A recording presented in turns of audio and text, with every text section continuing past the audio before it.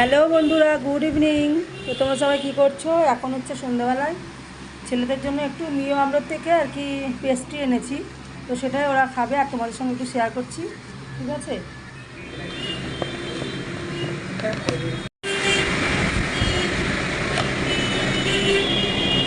দেখো ছেলেরা মানে আনতে গিয়ে এটা উল্টে গেছে, তোমার হাতে চকলেট লেগে গেল।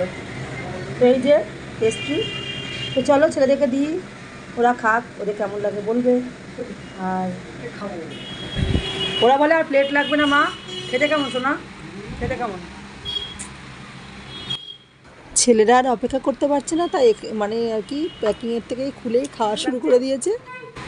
তো বন্ধুরা, ছেলেরা কদিন ধরে খেতে চাইছিলো আর আনা হয়নি, ওই জন্য আজকে আনানো হলো।